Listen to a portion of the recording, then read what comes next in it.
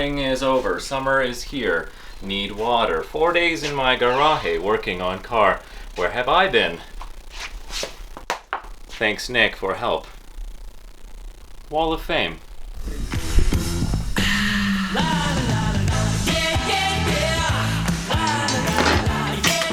Ooh, what's up? Wait.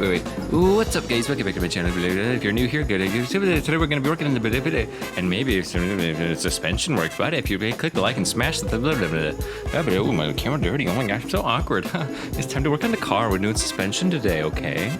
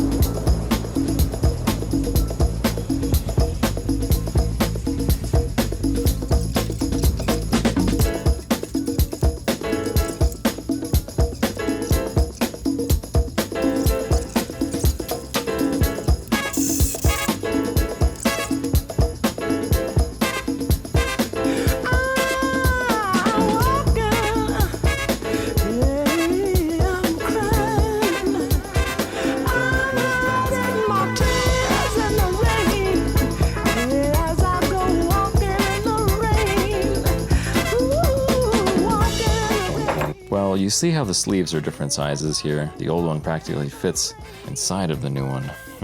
It's going to be a tight fit, if anything. And of course the poly is too big to fit in the old one. I mean, maybe I could have forced it in, but the clearances might be too tight and could be a problem. Try to press this in. It was designed for it, so, you know, lip on lip, they kind of touch, but anyway, I'm going to borrow a neighbor's hydraulic press and hope I can get it in.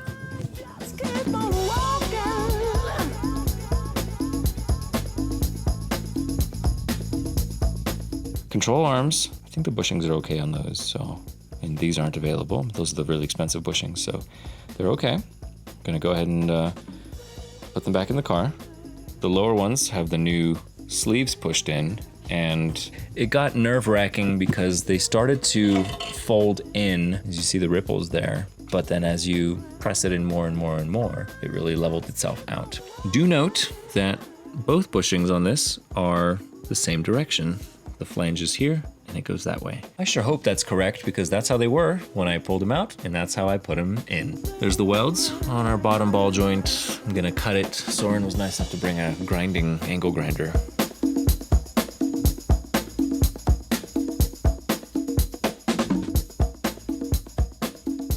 Back in the office. It's a nice morning, and I'm coming up against the explanation for a few questions that I had. Why are these so expensive, and why are they so difficult to get? These bushings press out with this still in place, so you have to do both of these going that way, and then this piece here stays put. This is the driver's side, and the larger shouldered bushing is the one that is going to be facing forward on the vehicle. So I can't, and I mean I could technically press it out, but I don't have new bushings, nor the budget for them. They're not too difficult to get to, so I'm sure later in life that's fine to replace. But for now, what I've done is I rotated this to this position, because before it was up there. The weight sits down here. I'll have to fill this up with some sort of polyurethane, liquid polyurethane or something. You see the two surfaces inside that spin, those are gonna get oiled, but essentially it's a collar and then a bushing. This collar will not come out, and you can get an idea of the stuff that it's attached to here. Yeah, ugh, what a complicated design. Couldn't they just do regular, you know, something like this? Wouldn't that be just great?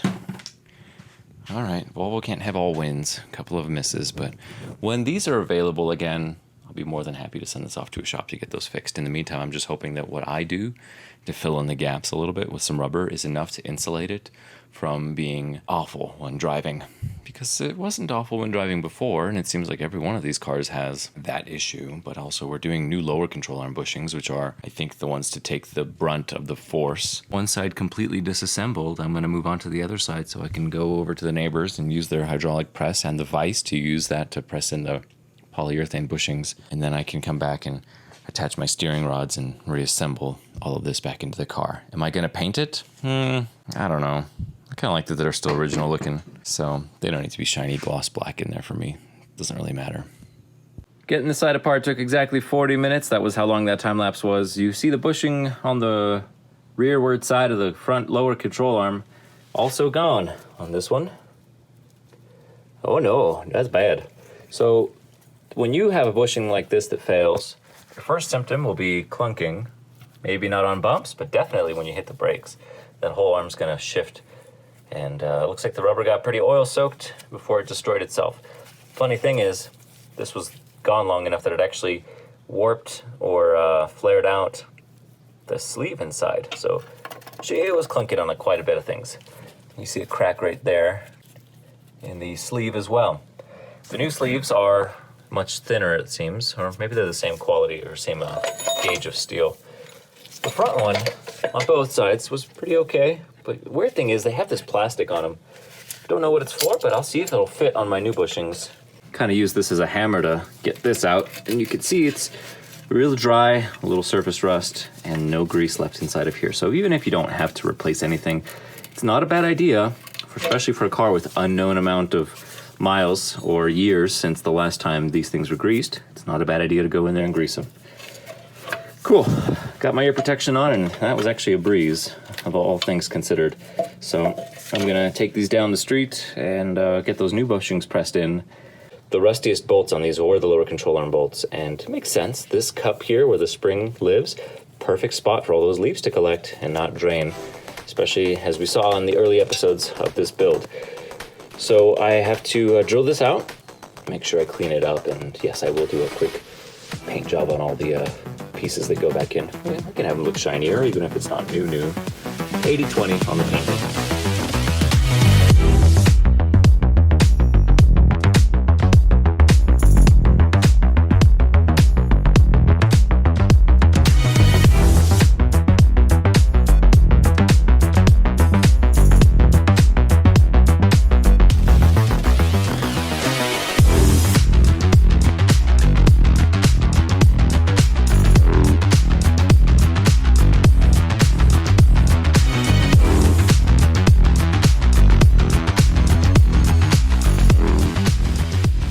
Your bushings on your rear end looked this good and were still rubbery, would you go ahead and put the polys or no?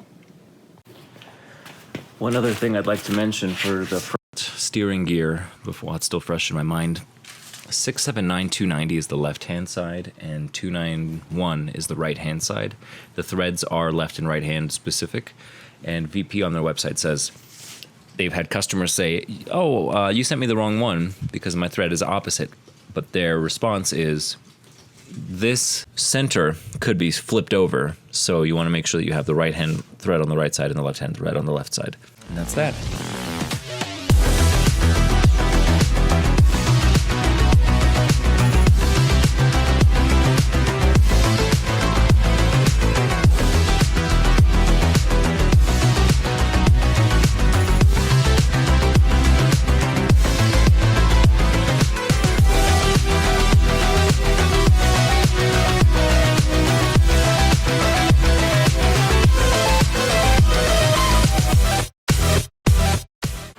Press does a nice job of holding it in place when it's all tight, but you can't let it go.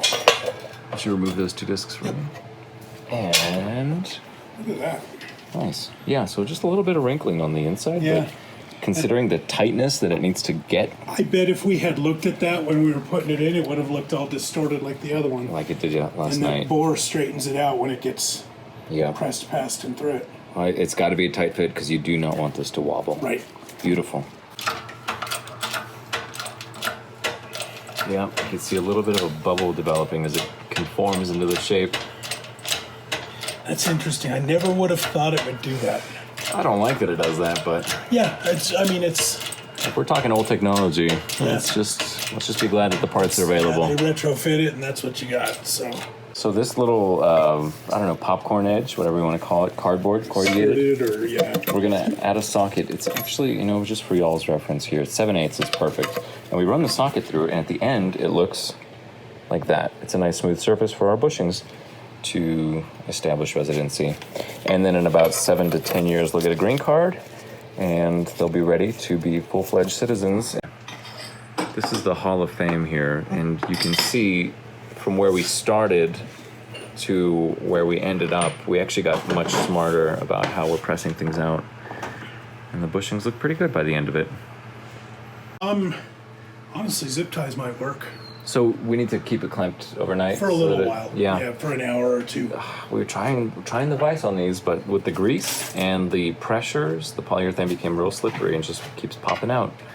And the vise won't do it, so we're back on the press.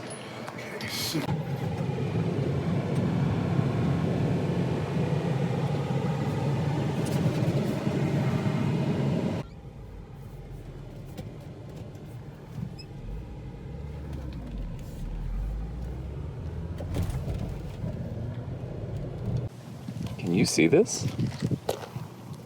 Sparkles. Glitter.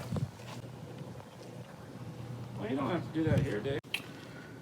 Is this called the trailing arm? I think so, and then the smaller ones are called trailing rods.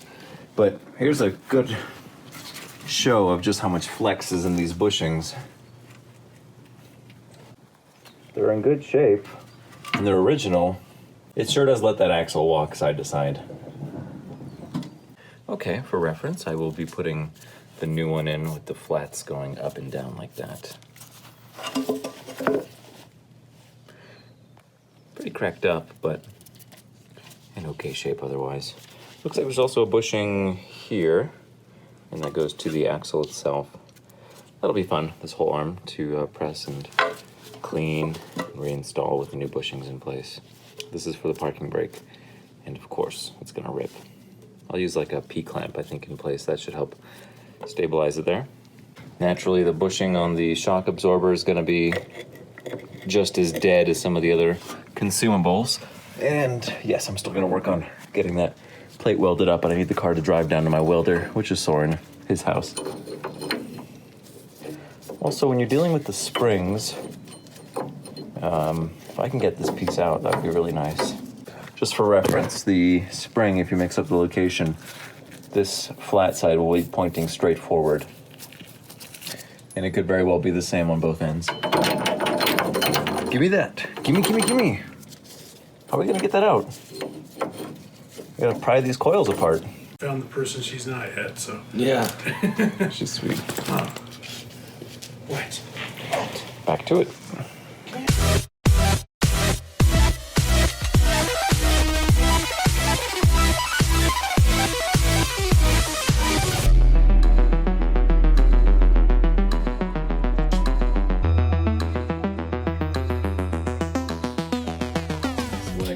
Reaches the end, then it'll pop up.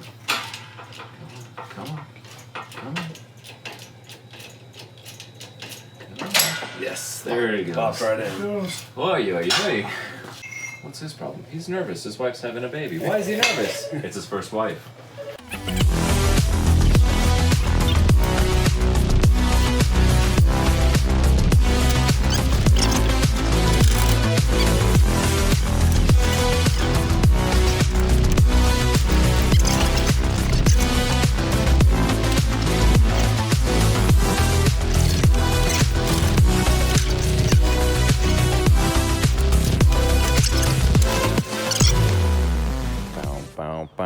Dig it down, dig it down, dig it down, dig it down, dig it down, dig it down, down, down, down, down, dig it down, dig it down, dig it down. Yes!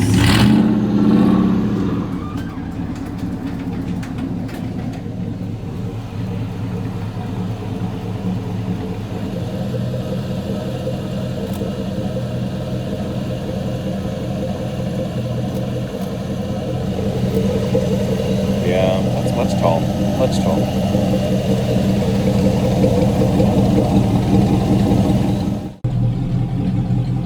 All right, thanks for your help today. You're welcome, bro. See you tomorrow.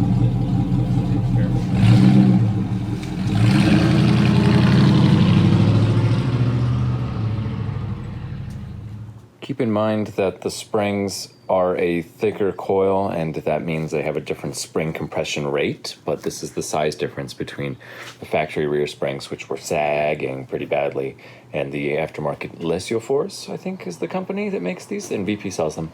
The 1-inch lowering springs, really heavy for the fronts compared to the rear, but that's our comparison as well. It's 7 p.m. I've had so many distractions, but a little bit of work only accomplished today. I'm not going to be recording much. Let's check in when all this stuff's put back together.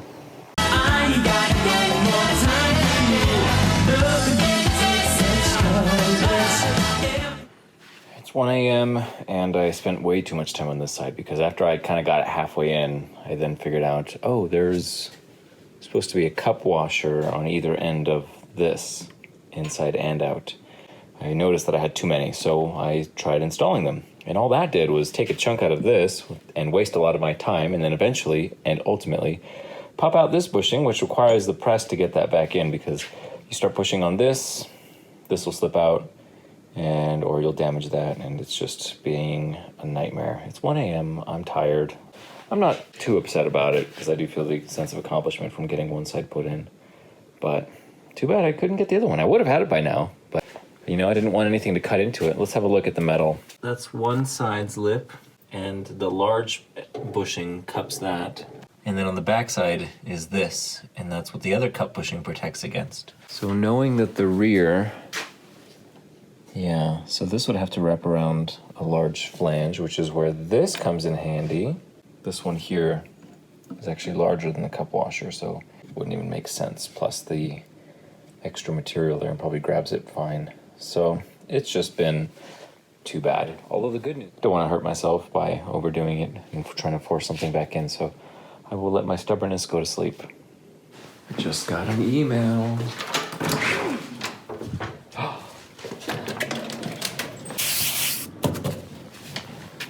Remember this? Huh? Huh? You remember this? Well, look at that. Ooh.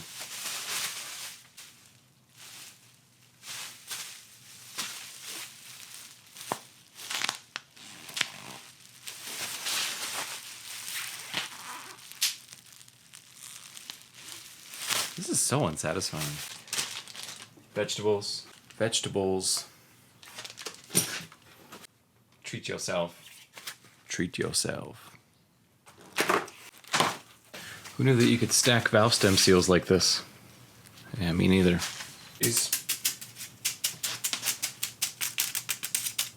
Doesn't sound like paper, does it?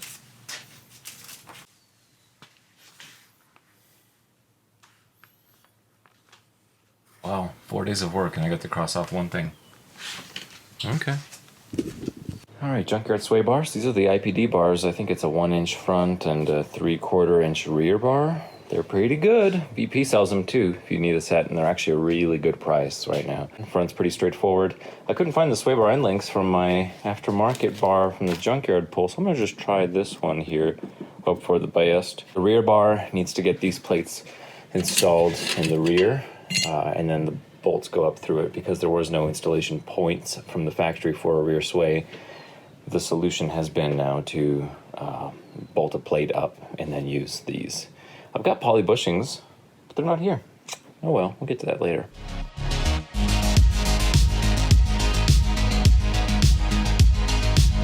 Minus the rear shocks, which aren't here yet. No, come look at this. I'm just looking at your work. He's admiring my work. Nice. He probably knows I didn't use Loctite. Come look at my Hall of Fame. Oh, wow. This was my last 4 days of life. Oh, my goodness. I didn't even say hello to my parents, and we live in the same house right now. I like these ones. Dang. Those are the scary ones. Do you use your teeth to get them out? No, I use Nick's. He has Medicare, which I hope covers dental. Dental. Oh, only one broken bolt in the whole thing. Dang. The rear sway bar is installed, and it went pretty smoothly. Helps a lot to have somebody up there with all of the things attached and holding the wrench and all that stuff. So the procedure was pretty simple. The U-bolts first, hang the bar with it all lubed up, attach the end links, push them up, find out where they reach so you can have your holes marked out. Mark out the hole, drill it with a 5/8, attach the plate to the top, loosely put in the links so that you can then add the other 4 holes, and the plate will be sort of secured, and you can drill the 4 holes from the top down, and then add the links from the top down, the bolt, and tighten it up until the bushings start to smush but don't expand or swell. If you watch my video from 2013 where I installed the rear sway bar on Arthur, the first Amazon, but that's what the IPD build off. That is the first hole that this hole saw has drilled. And today, oh, it's hot, careful. And today this is its last hole. And then the last thing to do is compress the suspension in the rear and make sure that you have clearance with the bottom of the pumpkin.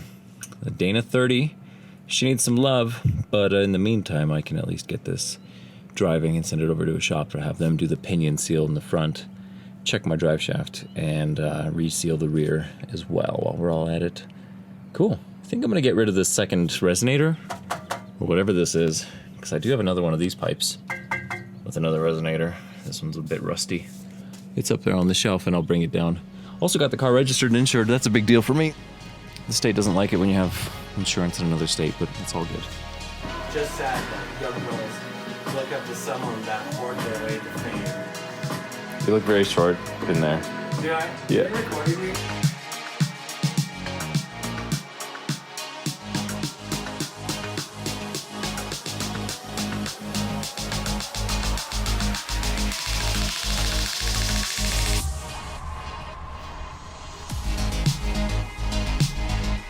Big moment.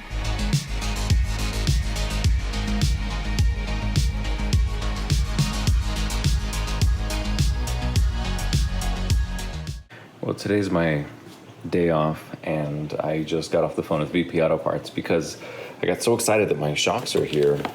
They sent me 2 more fronts. So at this point, I've received 6 front shocks and 0 rears. So I just got off the phone, and they were like, okay, we'll do everything we can to make this right. They're a great company.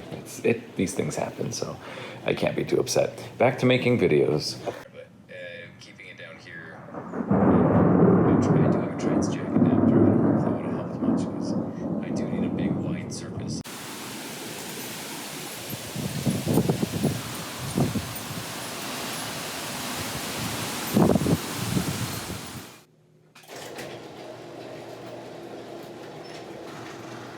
It's somewhere between the hardness of silicone and JB Weld. Okay, let's put it back together and try driving it today.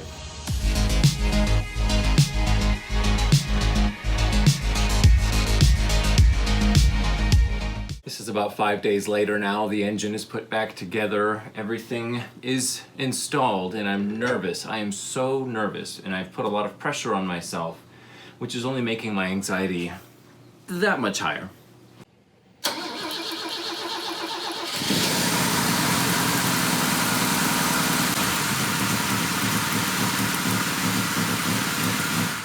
Forgot to plug in number 6.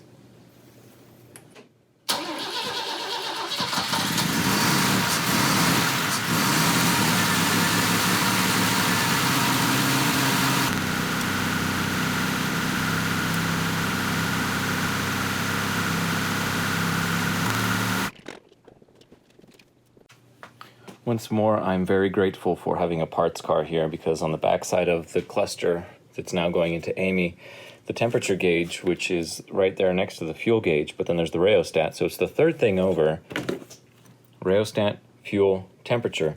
There's a little unit here by VDO that has a spade on either side, and the cluster that I have inside of Ivy right now. I just needed to unscrew it a little bit and wiggle those contacts, and now the temperature sensor works.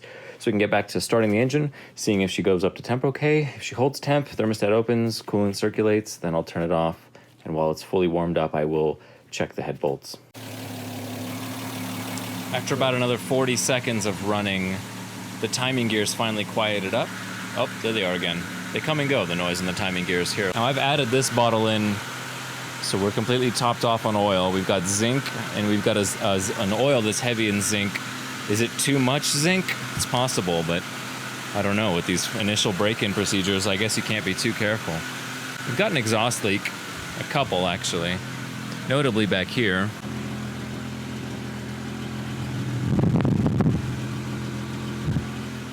I'm gonna have those changed.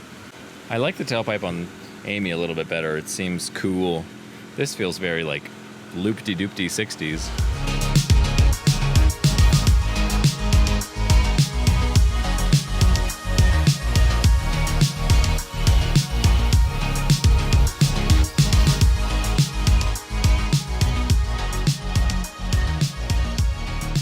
My heart is racing, and that's because we're about to do a first drive on this car. It is, well, if you've been on this journey, you know just how much the old girl's been through in the last few months, and how much I've been through too, my goodness.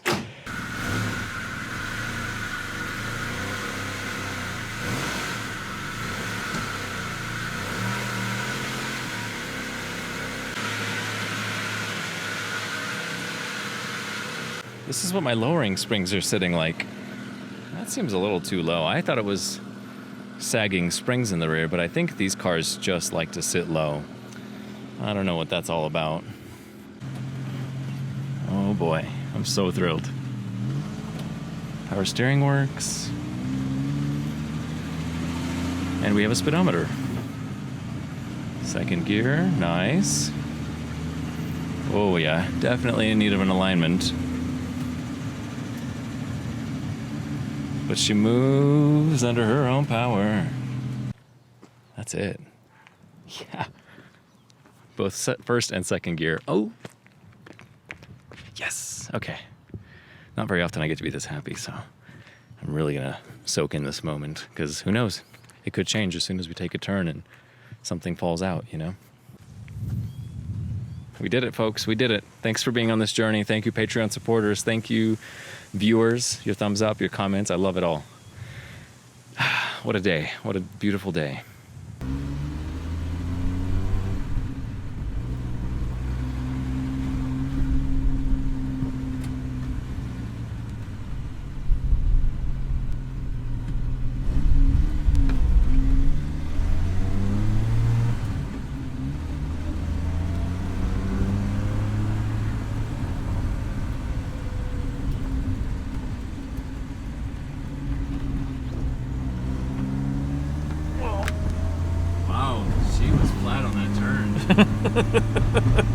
Oh, and the shocks? Yeah. The front feel good. The rears, don't worry about this. Yeah, get a little chunk there. We're in third gear. I just want to go to fourth and see how she handles it. Well, yeah, because you put all new bushings, all new shocks. Yep. That sounds like, to me, sounds like that's going with the wheel speed, so that could be... something to break. Yeah.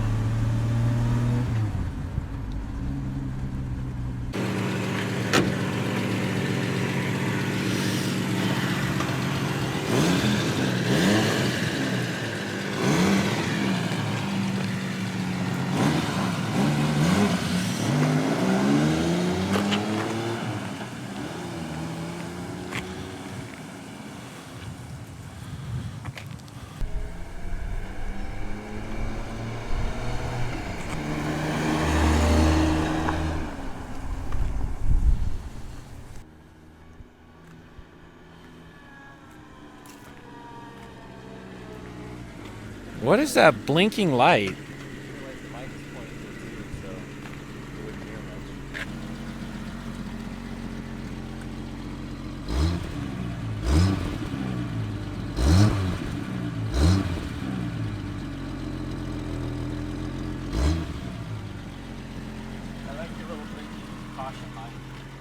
Sometimes you take what you can get. Right?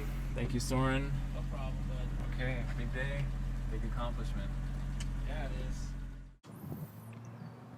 Just got back from the one take test drive. Now, this is the part where I'm a little nervous. I'm kind of waiting for the other shoe to drop, but I'm going to be optimistic and hope that everything's okay. Let's see how she looks. Coolant's gurgling, but the temperature gauge stayed low. She's got a lot of air bubbles to work out. I get it. Okay. I should probably get a new cap too, but I don't see any leaks, no oil leaks. Everything seems okay. Fuel lines are okay. Fuel filter, starter. Let's see how our steering coupler is doing. Probably still going to be leaking, but that's fine. I'll deal with that over time. It's good. Everything's here. I just want to end tonight on a high, so while that storm is coming in, I'm going to clean up and put this car in the garage. Ladies and gentlemen, we can check off our one point and check on to the next point. I don't want to say it's good to go because there's still a lot of work. The rear end's making some noise, and I got to get those bearings probably changed out on it. But yeah, as far as car, she is car. And cargo vroom vroom. Cargo vroom vroom big time today. You know, I'm not really one to get sappy, but I just wanted to give a big thank you to all my patrons out there. Thank you for supporting me and my channel and this project. Without you, this really wouldn't have happened. And everybody who's watched on YouTube with your likes and your comments, that also helps a great deal. And the funny thing is, when you're at this point in a project and you're looking back on all of those late nights where you are breaking your body, you're in solitude in the garage, time spent away from family, away from events, all of the money spent on this project, all of the things learned, the 2 steps forward, 1 step back drama, at the end, it's all not worth it. And I really just want to say that I'll never ever put myself through this again. But it is because of you and because of your support that I'm not like the people who are working across the street and have to be there at 8 a.m. to finish carpeting the house because they have to report to somebody as another boss. I get to be my own boss. And I'm very, very fortunate and appreciative of your role in that. Well, we made it to this point. I'm now going to enjoy a beer out of a bottle in a glass shaped like a can. Cheers, everybody. We made it.